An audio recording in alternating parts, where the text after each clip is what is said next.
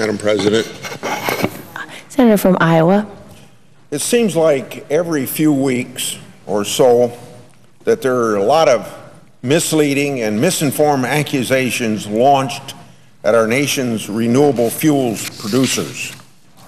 It's impossible to come to the Senate floor to respond to all of them, but sometimes the claims are so outrageous that they require an informed response.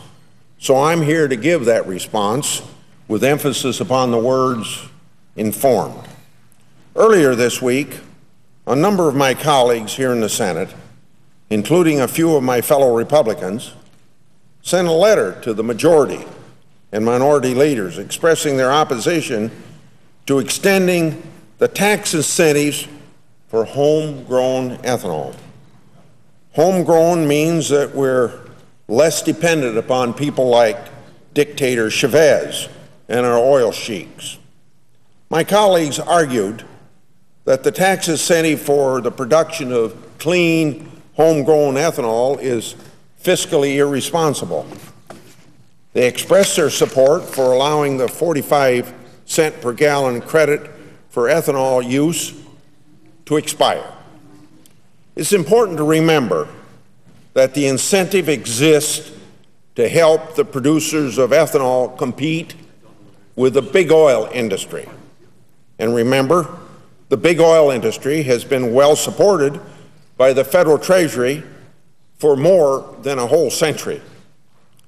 Many of the Republican senators who signed on to that letter have also been leading the effort to ensure that no American sees their taxes go up on January the 1st, 2011, which will happen automatically if we don't do something this very month. The largest tax increase in the history of the country can happen without even a vote of Congress because of sunsetting law. And of course, in that regard, I support the position of my Republican colleagues. But a repeal of the ethanol tax incentive is a tax increase that will surely be passed on to the American consumer. I'd like to remind my colleagues of a debate that we had earlier this year on an amendment offered by Senator Sanders. The amendment that he offered would have, among other things, repealed the $35 billion in tax subsidies enjoyed by oil and gas.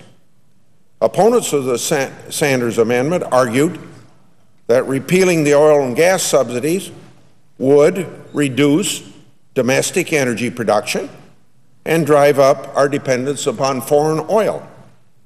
Now, opponents to the Sanders amendment argued that it would cost U.S. jobs and increase price at the pump for consumers.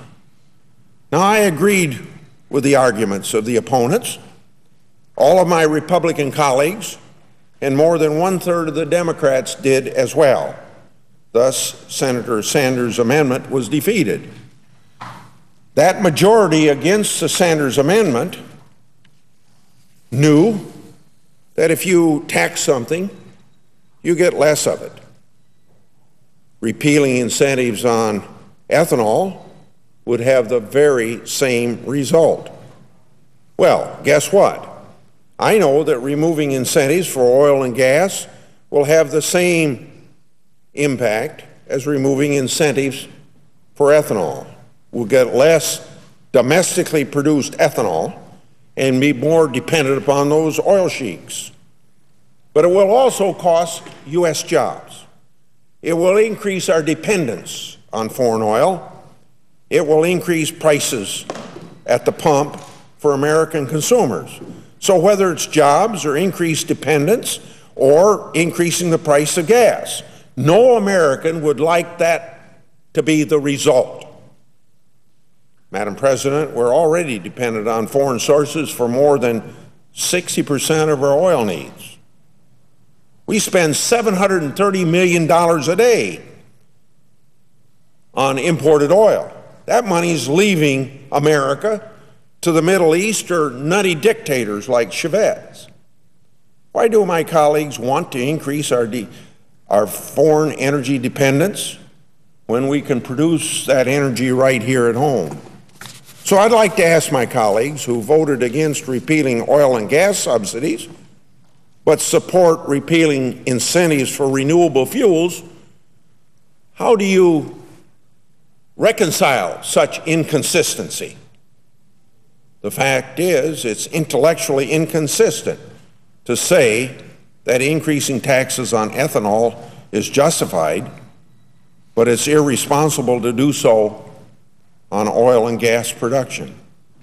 If tax incentives lead to more domestic energy production and the resultant good-paying jobs, why are only incentives for oil and gas important, but not for domestically produced renewable fuels?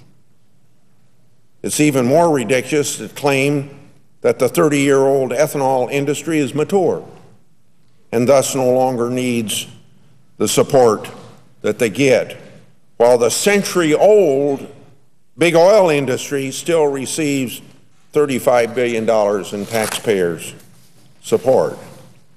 Regardless, I don't believe we should be raising taxes on any type of energy production or on any individual, particularly during a recession. Allowing the ethanol tax incentive to expire will raise taxes on producers, blenders, and ultimately consumers of renewable fuel. A lapse in the ethanol tax incentive is a gas tax increase of over 5 cents a gallon at the pump.